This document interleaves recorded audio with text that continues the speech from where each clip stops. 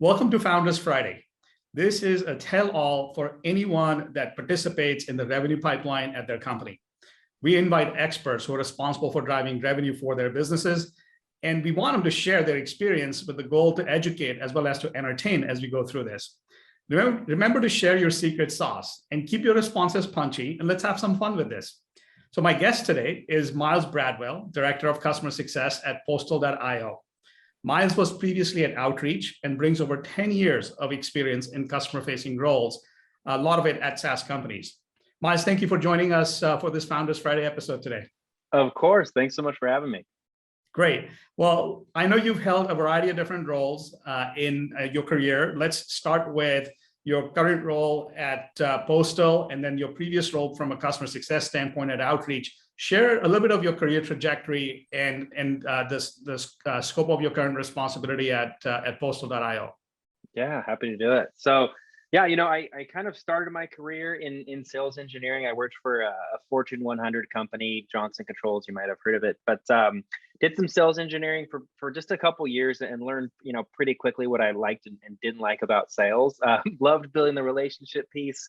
The quota carrying thing wasn't quite for me. So. Ended up going into a startup, which I'm sure we'll talk about later, but with some friends from college. And then after that, really is where I stumbled into the world of SaaS and specifically customer success. Immediately fell into love with the role and got really lucky to land at an amazing company, Outreach here in Seattle, and spent 4 amazing years there with the Outreach team. Joined around, gosh, I want to say it was just about 150 employees. And by the time I left, it was over 1,000. So just learned so much about what it takes to build a great culture, what it takes to build, a really impressive customer success team. And so, started as an IC there, worked my way up into customer success leadership and just took so many amazing lessons from that role. And then, parlayed that here into a role as a director of customer success here at Postal. So, really I've been brought in to really scale and build out that customer success team. And really what, the role or the way I define it is, ultimately customer success managers, our job is to deliver value, right? And I think that looks different for each customer, but it's our job to really understand what are our customers trying to do with Postal? What are their KPIs? What are their objectives? And then we translate that into Postal setup and terminology and, take them from the initial implementation and onboarding, making sure they're set up, making sure their users are really adopting their tool. Obviously we manage that relationship during the entire life cycle. So all the way from that onboarding up and through renewal. Awesome. So look, a majority of this conversation is going to be around customer success and your work in that area. But you kind of threw in there a little bit about being a founder or co-founder early on in your career, right after college. So that's a pretty unique perspective. Share that with us. What is it that you decided to do there? And and I did a little bit of digging on LinkedIn. Sounds like you had very good early success. So tell us more about that. Yeah, no, it was an amazingly fun experience. I feel very lucky. I had some very smart college roommates who developed a patent.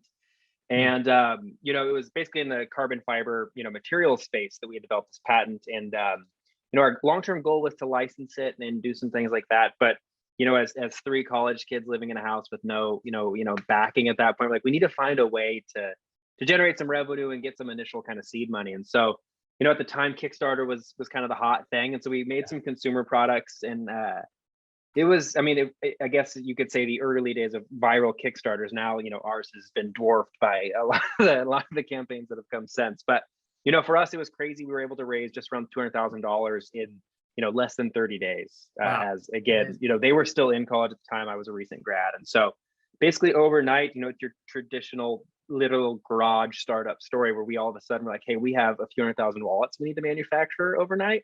And we got a few months to deliver these. So it was just a whirlwind, but such a fun experience. I think, anytime anyone can get that experience to be one of 3 people trying to deliver something like that, you just learn everything. You learn what it takes to set up a business legally, just the nuts and bolts of really running a business. So I did everything customer facing. So, sales, marketing, customer support. And so I just got this kind of crash course in all the different ways you can possibly interact with the customer, the good, the bad, the ugly. But again, I digest and just learned so much in those couple of years. It was a hoot. Did a lot of things wrong, and I think that again, you take away a lot more from some of those mess ups than the stuff you did successfully. But they're still kicking, they're still rocking as a company to this day. So it was a super fun project, and they're still really close friends of mine. That's very cool. That's amazing. And I think just the amount of learning that occurs in a startup, and particularly at that stage when you're starting afresh with a Yeah. couple of individuals, all you've got is a vision and a lot of drive, and then you just make it happen. So, and it makes it, when I'm in, startups now and I hear people like, oh my gosh, it's so crazy and gritty. I'm like, we got like 100 people. This is chilling. Like when there's 3 people, to your point, there's no one else. If you're not doing that work, no one's going to kind of pick it up for you. So I think it just taught me a lot too about building that culture and building that thing where everyone feels responsible for the success of the company. And I think when you get that buy-in, some pretty cool stuff happens. Yeah, very cool. So Myles, you bring a pretty unique perspective to your current role. Postal. So tell us a little bit more about Postal. I mean, obviously, you guys present yourself as a company that's on a mission to automate offline marketing. But what does that really mean? What does it mean for SaaS companies that are out there, which is our primary audience that's going to be watching this? And what does it mean from the lens of a customer-facing team that's trying to achieve revenue goals? How do you help them with making that happen? Yeah. I think the space that we're in, we call it offline marketing automation, to your point, right? But there's always been this incentivizing or giving gifts or items to people in business, right? So whether it was marketing, they've always been giving incentives for people signing up for their list. Whether it's in sales, you might go and drop off some donuts for a customer. Right? There's always this we like to call it that personal interaction that businesses want to have with their customers, right? And we have all these different digital communication mechanisms, but there's still this value of these human experience, whether that's events, whether that's gifts, whether that's physical items, right? Customers and businesses, they want a way to be able to do that. And so, especially during the pandemic, I think we really realized that's becoming hard to do. You can't even, if I wanted to today, right? If I wanted to like drop donuts off at the office, no one might be there. So, so there's a need for businesses, right? Both in terms of, to your point, accelerating pipeline and a bunch of other things to have those moments and have those interactions. But with the pandemic and kind of this the lack of a physical presence in office, it's even become more important. So again, I think the space has always existed, but the reality of it was that it was an extremely manual process to do this in the past, right? You might go and go to the UPS and actually package up an item, and so it was, it was, in short, it was inefficient. It lacked any sort of attribution. You couldn't really tell, is this working? Is it not working? And budgeting for that across these different units, right? It was all done in 100 different places. Maybe you're buying DoorDash gift cards, maybe somebody else is like sending golf t-shirts, right? So it's just all over the place. So we've, really, when you think about Postal, what we've done is we created that marketplace, the central marketplace, that combines all of those items that a rep or a marketer might want to send to their customers, as well as any of their own custom branded stuff, right? So if you have those hoodies, those t-shirts, whatever else, we can upload those all up into the Postal marketplace. And then users have a really simple, kind of experience of how they can deliver those items, and the people that are receiving it, even more important than the sender, right, is the person that's claiming it. They have this super efficient process where they can claim that digitally, and then the kicker there is that we're also integrating with their existing sales and marketing tech stack. So whether that's your Marketos, your HubSpots, whatever those systems in which your marketers or sales folks or CSMs or even HR and recruiting people like to work out of, we probably have an integration with those, and so we just make that sending and receiving experience super easy for people. Well, you guys definitely, I think you fill a very important function that so far has been super manual. I mean, one of our team members and I were mailing t-shirts last fall. We're not at the scale yet to where we can do yet. But, I received one. I went through the claiming experience of that email, so I know. And one of my goals is to get to a place where we can actually start taking advantage of your platform at a much greater scale. So we're hoping that'll happen this year, but this is really cool in terms of what you do. So and I think just what you said there too, just sorry to interrupt you. It's a great call, right? It's like there's just so many different use cases, even just to your point, like sending out t-shirts to some of your favorite customers. It's all the way across that customer journey. So when we talk to customers, we talk about this. There's the pre-sales version of it, there's the post-sales version of it, there's the internal HR recruiting and gifting type of perspective. So I think the cool part about where we are, right, we use that term offline marketing automation, but the cool thing that I've seen, and my favorite part of being the leader of the CS team here, is like there's so many cool use cases, and we're learning every day about all the unique ways people use us. But whatever those those special moments are that people want to have with their customers or their prospects or even their own internal employees, we help kind of drive that and make that a possibility for them. Yeah, and you called out another very important use case, which is around employee onboarding and creating a positive experience on that. And interestingly, when we were, two co-founders and hiring our first few employees, we would go that extra mile to send out a gift to those employees as they were onboarding us, usually remotely. And last month we doubled our employee base, and that's a step we somewhat overlooked because it was just moving so fast. But it's definitely a very, very helpful reminder to think about that employee onboarding experience and where you guys can plug in there. Yep. Well, congrats on doubling the team, by the way. Yeah, thank you. Yeah. So now I want to come back to, I think we understand what Postal does. Let's talk about your team's function in driving success or customer success for your install base. So share a little bit more about what that entails and how do you measure success internally? What are the metrics that you care about as the owner and the leader of this team? As you're looking across the organization and driving certain behaviors or internally, what metrics do you as a customer success person care about the most? Sure. It's a great question. So yeah, in terms of responsibilities, again, we talked about it. For me, I think there's at each company I've gone to, like how you define customer success, I think sometimes varies. Sometimes just like account managers and they just put that customer success sticker on there, right? But for me, again, what it really starts with, it is the customer and how successful they are, right?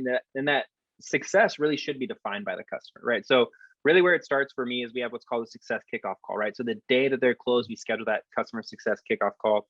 And we're really taking the amazing notes and discovery that our sales team has done throughout that sales process. And we're really making sure that we understand that we kind of have a minor degree in whoever our customer is, right? That we truly understand their business. And for the business units that plan to use Postal, how do they plan to use Postal, right? And again, that varies, right? If we're talking to you about your new hire kits, that's gonna be different than how your sales leader may want to use Postal for, prospecting and things like that. So we really spend time to do use case discovery for each of those business units. We align on who the stakeholders are for each of those different use cases. And we really put out the map of how we're going to work together, right? So we lay out what that onboarding process is going to look like, and then what that overall strategy, vision, and goal looks like for each of those business units. Once we have that plan in place, again, onboarding is crucial, and it's really important for us that we get customers off to good footing, that they have a good time to value, right? And they're starting to use Postal and get the value out of Postal really early in their relationship. And so we have kind of a 3-phase onboarding that, again, is that use case discovery, then there's some system configuration, and then ultimately the user training, making sure that they reach whatever kind of that onboarding or implementation user goal is for them. And then once we get them set up, right, depending on the segment and kind of how big their business is, we'll have recurring touch points with those customers to make sure that, again, when we did that initial awesome discovery, I would love to say that in 30 days, it's all just gung ho, it's perfect and you're deployed, right? But a lot of times we're going to start small and we're going to kind of build on that month over month. So we'll meet with our customers, or we'll send them digital communications of some of the things they could be looking at to continue to drive more and more value with Postal. And then we'll manage, again, that value and driving them closer and closer to value all the way from the time that they onboard up until they renew with us as a customer. And obviously you mentioned, what are some of the metrics, right? What are some of the metrics that we look at? Obviously the ultimate metric that every customer success manager and leader hopefully cares about is retention, right? If we're not retaining our customers, we're doing something wrong.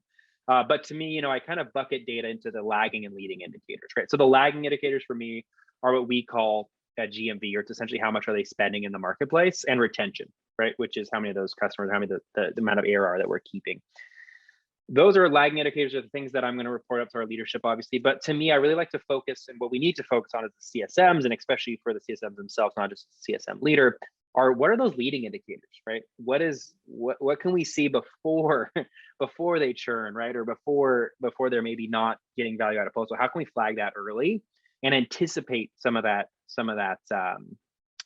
behavior? So we do what's called an RFM analysis, or recency, frequency, and a monetary or spend. You can think about it that way.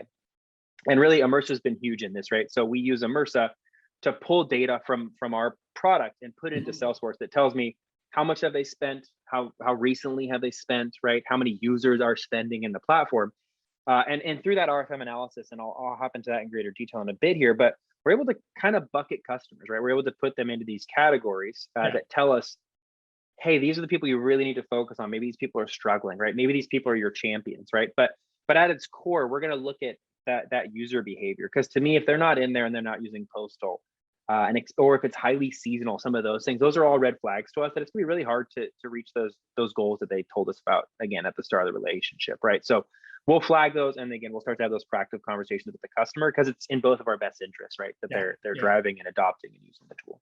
So I think what I took away from this segment, you're drawing the distinction between leading and lagging indicators, and It is, I mean, of course, the lagging indicators, I think most of us understand that because we all track it, Yeah. which, how well our customers doing using our platform, whatever it is that, Sure. that we do, and how's therefore retention tracking, and is there in fact a impact on net retention, which is obviously a huge driver of value for SaaS companies. But the key point that you're calling out that really spoke to us, even the first time that we talked about this, was around the leading indicators. So the recency, frequency, and the monetary value. Now, when we talked about this, maybe double click on this a little bit more, because I feel like this is such an important point that we learned from interacting with you, which is the framework for how you drive these metrics or these leading indicators in the right direction with your team. Yeah, no, it's a great point. And so I'll talk about it a couple of ways. And the one, I'll start with kind of that RFM analysis, which is more around the sending. And that's really just a overall, I guess I would say, segmentation of our customer base that we can tie specific plays or specific actions to. And then the other thing is more around, it's a bit more nuanced, but it's kind of like, how are they using it, right? Because we always want to understand who's not using it all, and let's go take care of those folks.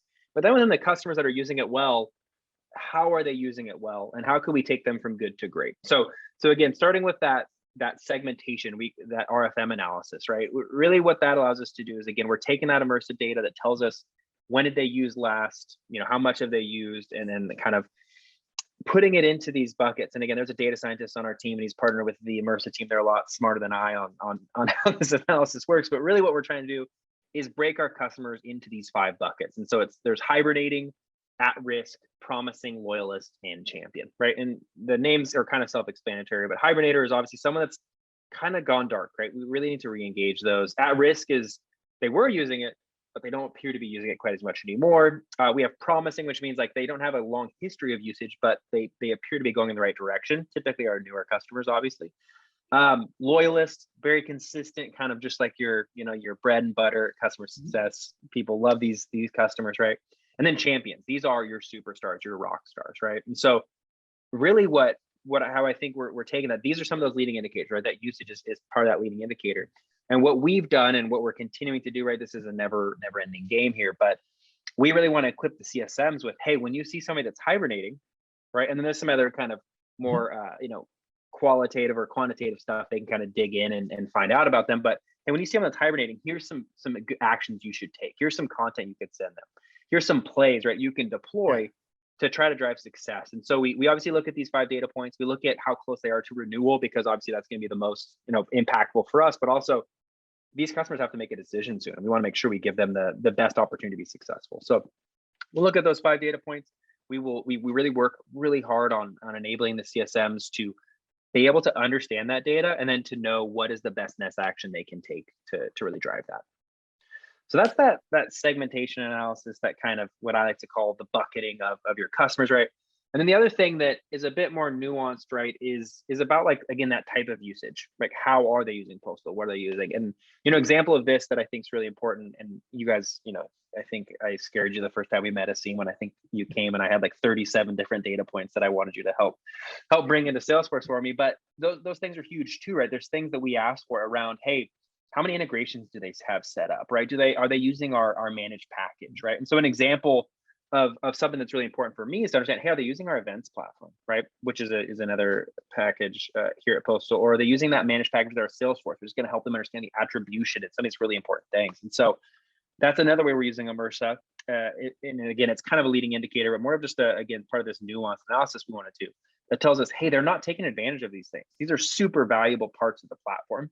And kind of like those buckets above, if we see someone that isn't using events and they're in maybe that hibernator bucket, okay, we should probably maybe see if this is the thing that's going to help them understand Post a little bit better or drive a little bit more value for them. So really key for us, again, is how do we look at that RFM analysis? How do we bucket our customers? And then Immerse is really helping us understand, well, how are they using Postal, right? What are they not using within Postal? And then we can use that to help educate, or kind of, again, we are passing this back to our customer marketing team to say, hey, could you send them some stuff on this? Because I think they're going to be super receptive to it. Yeah. So I love it. I think just the 5 different segments that you described, I mean, not only have you established these segments, but then you have processes behind it where if you identify a customer in a specific segment, what is it that your team is expected to do, and where Sure. can they find additional information to actually drive those actions. Now, you've touched on Immersa data throughout this discussion. Share a little bit more about how you're using Immersa today and the data specifically that we're bringing over from the product side to drive this sort of very thoughtful and methodical process with your customer success team. Totally. Yeah, and I think, again, these are all data points that I'm sure every customer success team cares about, right? It's like, how are they using our tool? How much are they using our tool, right? And so, the nuts and bolts of where we're at now, and again, we have kind of a multiple phases. I mentioned that 37 row, or I don't know, it's probably gotten up to like 50 rows now of all the different data points I'm constantly asking you guys to roll out. But really, it's, the core places we started with the immersive data was really around the elements of the product that we thought were really core to adoption, that if they don't have these features in use, or they don't have this set up in a certain way, it's gonna be really hard for them to be good users, right? So again, that's like integrations. How many integrations do they have set up? How many teams do they have deployed in Immersa, or sorry, within Postal? How many users? Just again, some of these really high level things to say, if these are low, my gut is the adoption data around usage and frequency and all that's going to be low as well, right? But some stuff that helps us understand how set up or how deployed is this customer. And then it's really, again, around how are they sending? What's the sending behavior within Postal, right? And again, I think that the two buckets we just talked about is really how we're using that right now. And I think it's going to continue to evolve as we go from those 15, 20 data points we have right now, and we get into that sheet of 30 to 70, right? But again, it's the thing that I think is really important that I haven't really called out, that it's super important about how this is useful for our team, is the fact that it lives in Salesforce. Nothing is a bigger complaint I get, and again, this is across my time at outreach and out here at Postal, like I have to go into Postal and look at some usage data there, and then I'm like, oh yeah, we put some stuff from the notes from the salespeople's over here in this sheet, right? And so they're already having to navigate so many different systems, right, to try to get this understanding of how is the customer using and what's the background of the account. By having that all piped into Salesforce, we already have the notes from the sales team there in Salesforce. It really just makes this an efficient process, right? That matters for our enterprise CSMs, but that's crucial as you look at like our growth segment, right? Where these people have 100 plus accounts.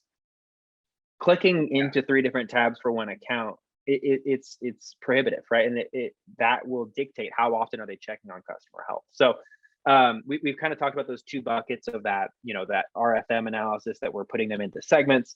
We have this kind of how are they using the product analysis as well that Immersa is bringing in. But the fact that lives in our Salesforce environment, and the team can just be there on the account page and have all that powerful insights in one place is huge. And again, as a CSM, they may not have super robust data management experience, right? But that most people know how to create a basic Salesforce report, right? So users have even done some really cool things of creating their own reporting, right? We kind of created an initial dashboard for them that helps them orient around who are your most at-risk customers, who really should you be focusing on. That's super actionable. That's great for them. But then it also gives them that freedom and flexibility. If one of my managers wants to go create kind of something new for the team, they have that flexibility. So that's been super important for us. Yeah, I think it's fantastic that, I mean, you're calling out how, taking a lot of different possibilities from a data standpoint and pulling that out from the product side, but bringing it directly into Salesforce and into the flow of work for the customer success agent. That is the foundation for what we're building Immersa around, which is, let's not have you log into yet another system if you're in a customer facing role. Let's make sure the data shows up to whatever system you currently work in. So it's really gratifying to hear that is an important value proposition that you see for what we do. Now, I'm going to shift gears a little bit, talk about the other side of the equation. We were very lucky in this case to partner up with Shadi, who runs product on your side. And of course, to have somebody who willingly sort of engages in that partnership. So tell us a little bit more about, in order to access product data, we need to work with the person that owns that platform and the product data. The way this partnership works between you and Shadi is pretty unique at Postal. So tell us more about that. Tell us the dynamics for how that works. Yeah. Usually, the product guys are scared and they run away whenever I try to chase them down, but no, Shadi's he's an amazing, I think, when you have that bi-directional feedback between customer success and product, there's so much insight that both of us can share with each other that benefits the other group, right? And And so I think, take Immersa out of this equation altogether, and we should totally still be meeting, right? Obviously, Immersa has actually become our main meeting point between product and customer success here at Postal. But regardless, right, for me, right, we talked about product usage, no one knows more about how are these fields defined, what does this mean, and what are the different data points that maybe I'm not even thinking that we have available to us. Shadi can educate me on that, right? He can educate me on the timeline of when did this data become available, and what are we seeing in terms of usage and adoption, all these things. So his insight on the product and how it's being used, as well as the direction of where the product's heading, is super valuable to me and super valuable for our customer success managers.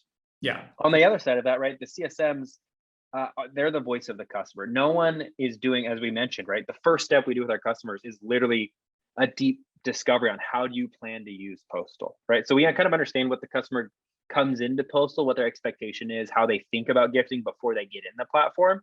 And then for those current users, we also understand, like, okay, then once they get in, how do they tend to think about things? What's their feedback? What are the things that they really don't like or they love, right? So we have that bidirectional feedback where Shadi's kind of telling me what's up, how are people using it, and we're giving him that feedback of, hey, here's some things we're hearing, here's what people are loving about this new rollout, here's the things they're finding really challenging. So I feel really lucky to have landed at a place where the product leadership thinks of it that same way.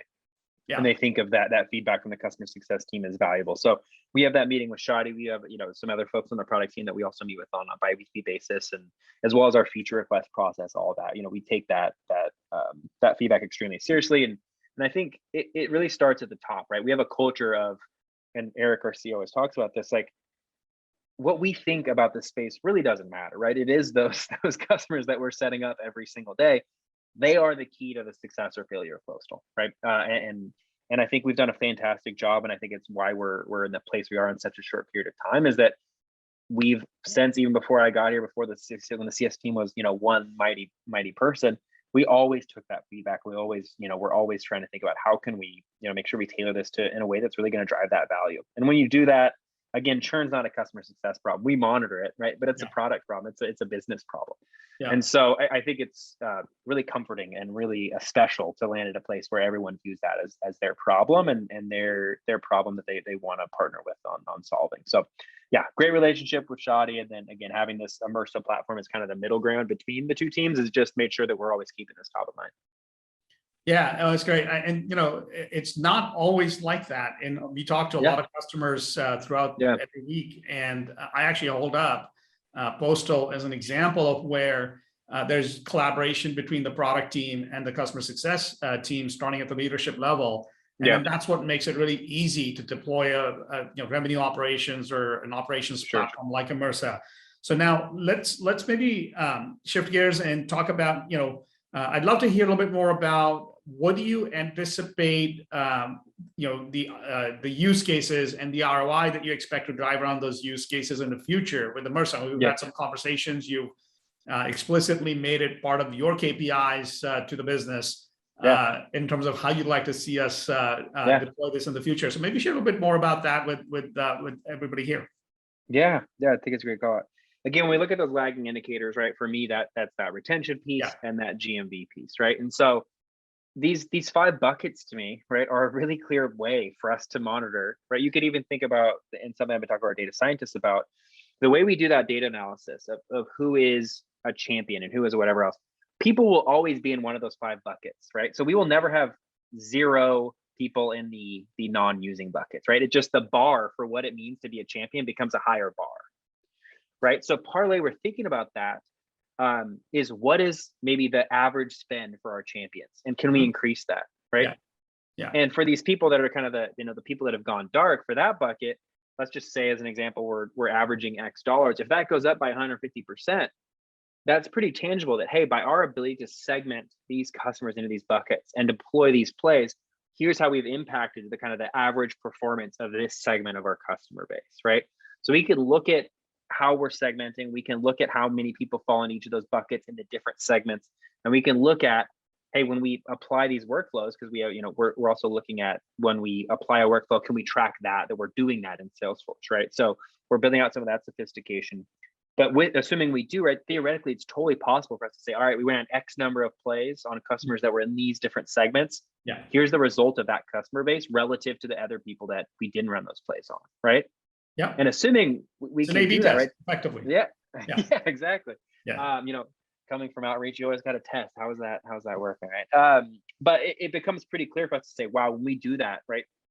So Immersa gives us the data that allows us to test the plays. Yeah. Right. So it's not as if Immersa is solely responsible for that. But again, if I were to do this manually and I had to go to my data scientist every month to be like, hey, can you run a new list on who our champions are? Just the time for our data scientists to pull that, the fact that it wouldn't be reactive, right? It would be, the data would only be as accurate as how recently it was pulled. So the benefits of Immersa there is not only, hey, we're not having to pull this manually. We're not having to hope that CSMs are looking at the right data, right? Because if they run this play on the wrong person, yeah, it's useless, right? Like the quality of that data, the likely impact of that's pretty low. So having that be updated in real time, right? And to know that every day that is changing. And so that equips the CSM, saves us a ton of manual time, and ensures that we're always running the right play on the right customer. So you could think about, once we kind of score the value of those plays and we see how that's driving GMV, we'll kind of know how those plays are driving revenue. And then we can look and say, hey, what would happen if we didn't have Immersa here to help us do that? And I think that's kind of the way I'm thinking of ROI. I put that all in the context of GMV, right? And how we're driving revenue kind of from a usage perspective. But that's the same thing with retention, right? If we look at some of those plays we're going to run are going to be, oh, they're in this bucket and they're approaching renewal, right? So same thing, we can look at our retention rates when we run these plays and when we don't run these plays. How does that happen? How much ARR did we save by being able to run those plays? And then again, having that data at our fingertips makes that all possible. Got it. Very cool and very interesting, and particularly this notion of sort of testing what's going to work, what's not going to work. Sure. Comparing that against a control group effectively. Now you're one of the early adopter customers with Immersa. You've been working with us for quite some time to help us not only deploy the solution that we're building, but also help us think through how to build the solution as we're building it out. So what can you share with everyone here about your experiences working with Immersa and the team at Immersa?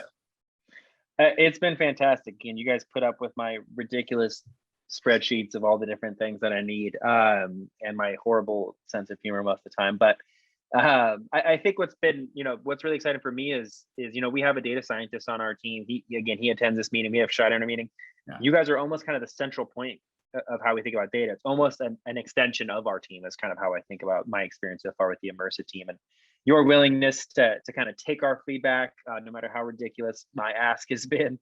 I think it's just super impressive. And again, I think like we were talking about earlier, right? The success of SaaS tools to me comes from what are the pain points that people are dealing with, and how, if you can make their life, whatever amount easier, they're going to be a loyal customer. And I think you guys have done an amazing job of hearing my feedback, hearing Shadi's feedback, and now our data scientist Williams, and continue to, whether that's adapt how you're showing up to those meetings or adapt what kind of the product can do for us. I've just been super impressed by your willingness to really partner with us on those things.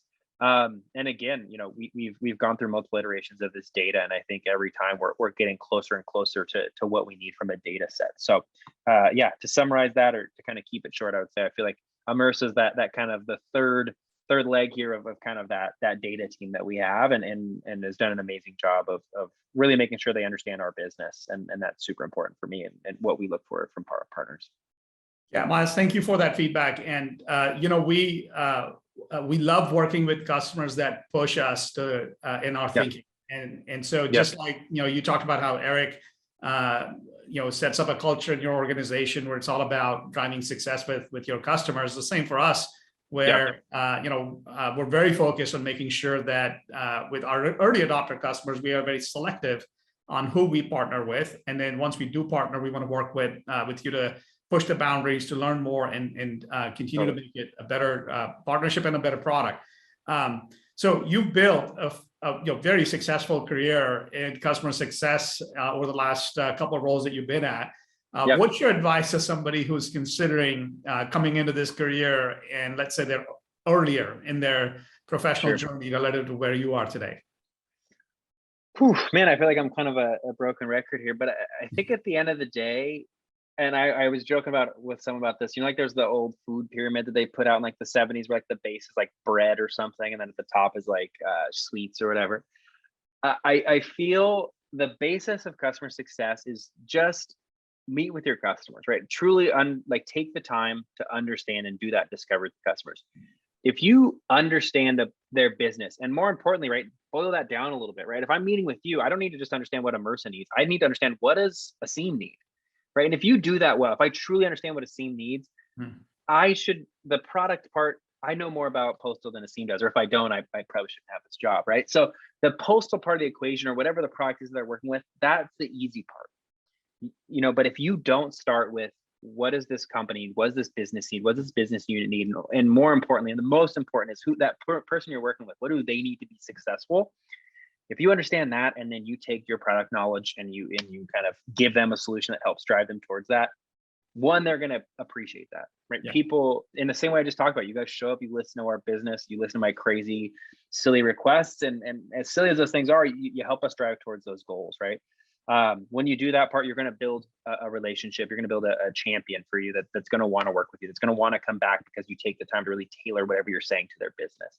Yeah. So if you do that well, and then you kind of have some basic technical skill set and product knowledge, you're going to be successful, right? And if you start with that foundation, and then like that pyramid, you can stack those other things on top, right?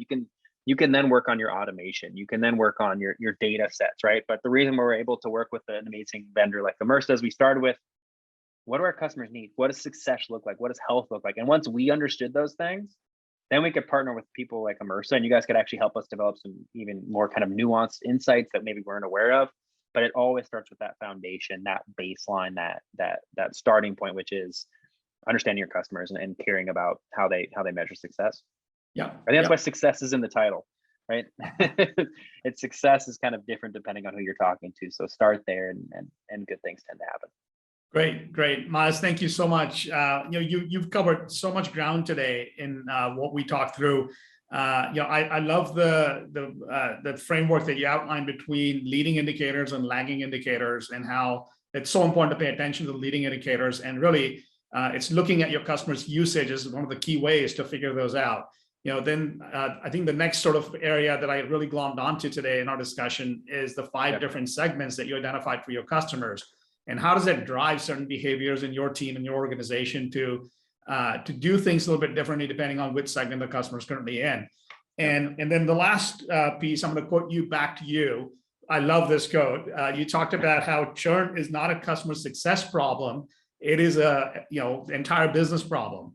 And I couldn't agree more. I mean, I think when churn does occur in an organization or in a product, it is because there's lots of different factors that need to come together that fail.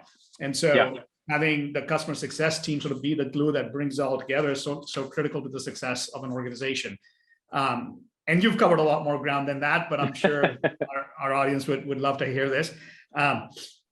Well, thanks for joining today. Is there anything else you'd like to add before we wrap up?